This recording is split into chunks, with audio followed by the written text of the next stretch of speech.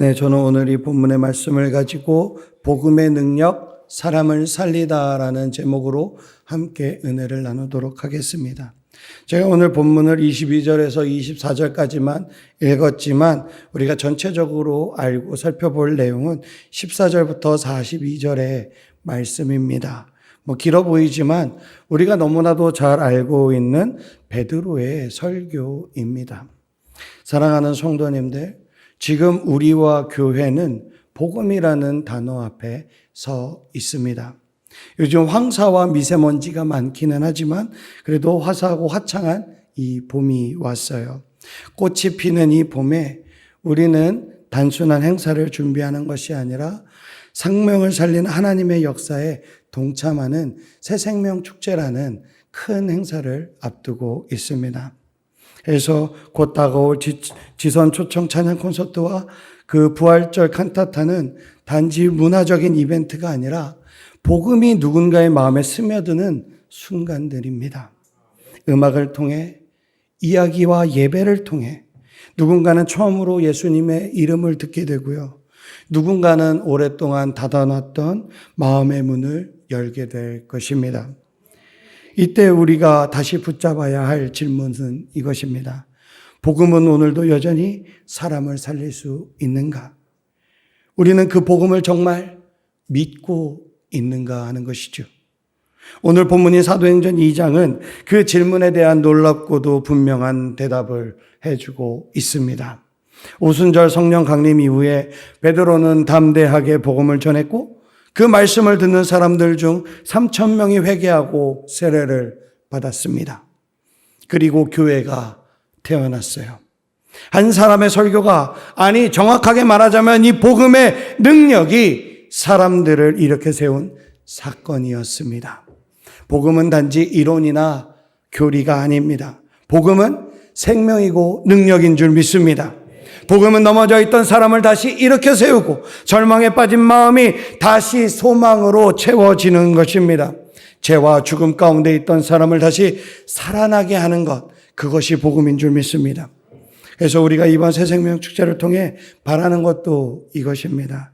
하나님의 복음이 누군가의 심령을 흔들고 변화시키는 은혜의 수단이 되기를, 그리고 그 일을 위해 먼저 우리가 다시 복음 앞에 서기를 주님의 이름으로 소망하고 축복합니다. 그래서 우리가 볼 첫 번째는 성령에 붙잡힌 사람은 복음을 말한다는 것입니다. 베드로는 본래의 모습과 너무나도 다른 모습으로 사람들 앞에 서 있습니다. 우리가 기억하는 베드로는 어떤 사람인가요? 겟세마네에서 칼을 휘두르던 사람이었습니다. 그리고 가장 결정적인 순간에 주님을 3번이나 부인했던, 그래서 스스로 무너져 내렸던 그런 사람이었습니다. 하지만 지금 이 자리에 있는 베드로는 성령에 붙잡힌 사람, 복음을 위해 담대히 입을 여는 사람입니다.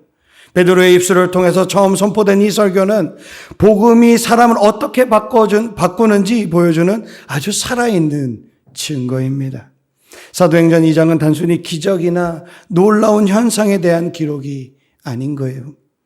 이 본문은 성령이 임할 때 사람이 어떻게 복음을 말하게 되는가를 보여주는 아주 중요한 말씀입니다.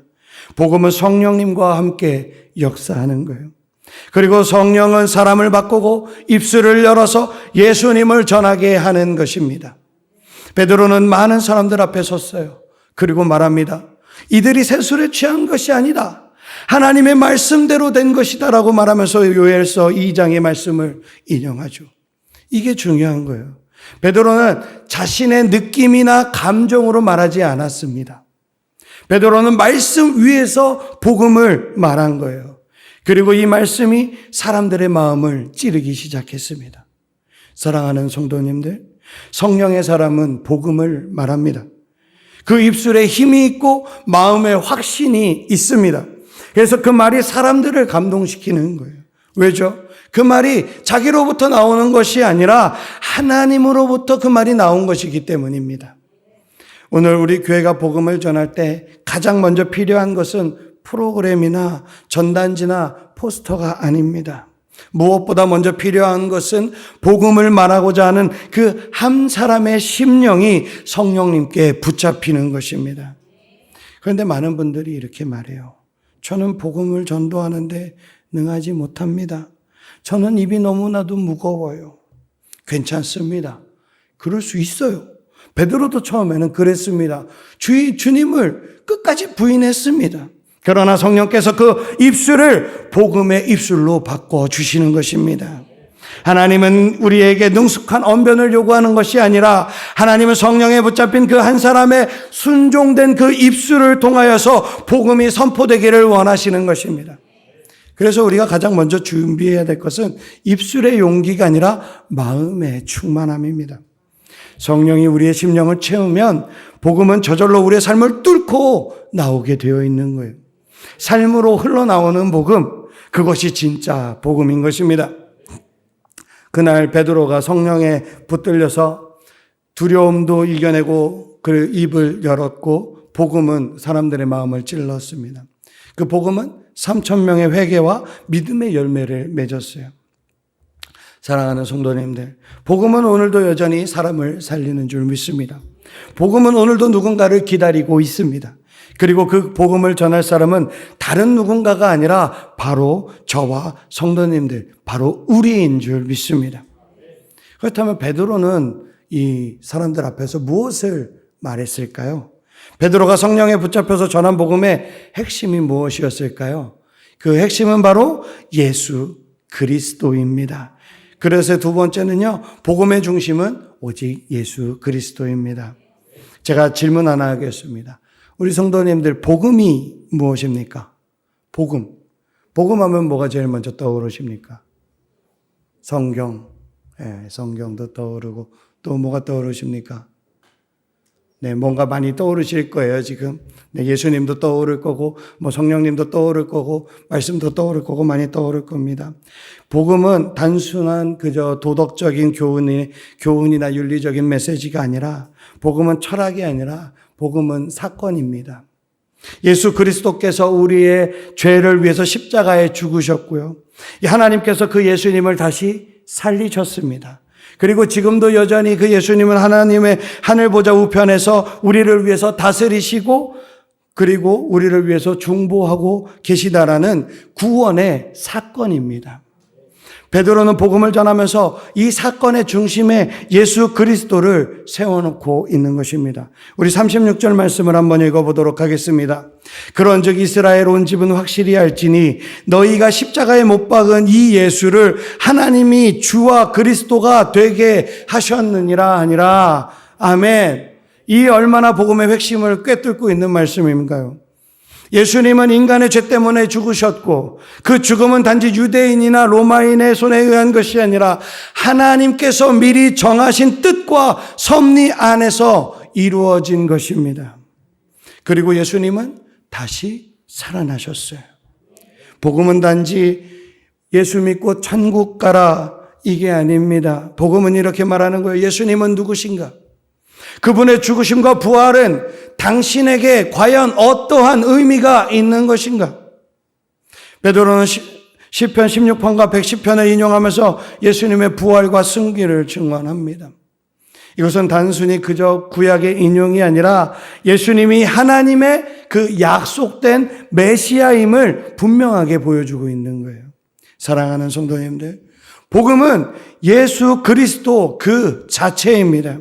복음은 우리의 잘 짜여져 있는 그런 논리나 말솜씨로 전해지는 것이 아니라 복음은 언제나 예수 그리스도의 십자가와 부활에서 시작하는 것이고 하나님의 현재적인 통치와 재림의 약속으로 완성되는 것입니다. 오늘 우리가 복음을 전할 때 무엇을 중심에 두고 있나요? 사람의 문제, 또 그 사람의 심리, 그 사람의 필요, 물론 중요합니다. 그러나 그 모든 필요의 해답은 결국 예수 그리스도입니다. 예수님 아니고서는 구원이 없는 거예요. 예수님이 아니고서는 삶의 진정한 변화도 없는 것입니다. 우리 모두가 복음을 말할 수 있기를 주님의 이름으로 축복합니다. 그리고 그 복음은 반드시 그 예수 그리스도의 십자가와 부활을 중심에 두고 있어야 합니다. 예수님이 죽으시고 부활하셨고 또 다시 오실 주님이라는 것을 믿고 우리가 전할 때 그 복음이 능력이 되는 것입니다. 그래서 우리가 외쳐야 할 것은 이것입니다. 예수 그리스도가 당신을 위해 죽으셨고 당신을 위해 다시 살아나셨습니다. 이 말 한마디가 누군가의 심령을 찌르고 그리고 그 어떤 영혼을 구원하며 어떠한 가정을 살리는 것입니다. 복음은 사람을 살리는 거예요. 그리고 그 중심에는 예수 그리스도 오직 한 분만이 계시는 것입니다. 그렇게 베드로가 전한 복음, 예수님의 십자가와 부활은 단지 우리가 귀로 듣는 그런 이야기가 아닙니다. 사람들의 마음을 찔렀어요. 이제 그 복음 앞에서 사람들이 어떻게 반응하는지 한번 보도록 하겠습니다. 우리 세 번째에서 회개와 부흥, 교회의 탄생을 살펴보겠습니다. 베드로의 설교는 놀라운 반응을 일으켰습니다. 사람들이 말씀을 듣고 마음에 찔렸어요. 그리고 이렇게 묻습니다. 형제들아, 우리가 어찌할꼬? 그렇다면 내가 어떻게 해야 하는가요? 이 짧은 한마디는 회개의 문을 여는 말이었습니다. 복음이 마음에 깊이 박히면 사람은 변명하거나 방어하지 않고 자신의 죄를 직면하게 됩니다. 이게 바로 복음의 능력인 거예요. 인간의 노력이나 감동이 아니라 성령이 역사하실 때 생기는 내면적인 반응인 것입니다. 그래서 베드로는 말합니다. 38절 우리 크게 한번 읽어볼까요? 베드로가 이르되 너희가 회개하여 각각 예수 그리스도의 이름으로 세례를 받고 죄사함을 받으라. 그리하면 성령의 선물을 받으리니. 아멘. 회개, 세례, 죄사함, 성령의 선물. 복음은 죄를 드러내지만 그 죄에서 끝나는 것이 아닙니다. 복음은 무엇을 제시하고 있죠? 지금 회복의 길을 제시하는 것입니다. 복음은 용서를 약속하고요. 성령을 통해서 새로운 삶의 시작을 선포하는 것입니다. 이 메시지를 듣고 3,000명이 회개하고 세례를 받았어요. 여기서 우리는 수적인 부흥을 볼 수는 있지만 더 중요한 것은 그들의 삶이 완전히 변화되었다라는 것입니다. 42절을 한번 읽어볼까요? 그들이 사도의 가르침을 받아 서로 교제하고 떡을 떼며 오로지 기도하기를 힘쓰니라. 아멘. 이것은 단순한 숫자의 증가가 아니에요. 교회의 탄생인 것입니다. 공동체가 세워졌고 그 중심에 말씀, 교제, 예배, 기도가 있었습니다. 오늘날 우리가 회복해야 하는 모습이 바로 이 모습인 거죠. 말씀이 중심이 되고 성도 간의 진실한 교제가 있고 하나님께 드리는 예배와 중보와 간구로 함께 울고 웃는 그런 기도가 있는 공동체. 복음은 개인만 변화시키는 게 아니에요. 복음은 공동체를 세우는 것입니다. 복음은 하나님 나라의 샘플 모델로서의 이 교회를 이 땅 위에 세우는 것입니다. 사랑하는 성도님들, 한 사람이 복음을 듣고 마음에 찔릴 수만 있다면, 그 사람이 어찌할꼬 하고 무릎 꿇을 수만 있다면, 그리고 우리 공동체가 따뜻하게 그 한 사람을 맞이할 수만 있다면 우리 교회는 또 한 번의 부흥을 경험하게 될 줄 믿습니다. 오늘 우리가 그 일의 시작점에 서 있는 것입니다. 복음은 이미 준비되어 있어요. 성령님도 지금도 여전히 동일하게 우리 가운데서 역사하고 계십니다. 이제 남은 것은 우리가 담대하게 그 복음을 전하는 것입니다. 사랑하는 성도님들, 복음은 그저 듣기 좋은 말이 아닙니다. 복음은 사람을 살리는 하나님의 능력입니다. 오순절 베드로의 입에서 흘러나온 그 복음은 3,000명의 심령을 깨뜨렸고 그들을 회개하게 했고 그 자리에서 교회가 시작되었습니다. 이것이 그저 성경 속의 과거의 한 장면이 아니라 오늘 우리가 다시 회복해야 할 교회의 원형인 줄 믿습니다.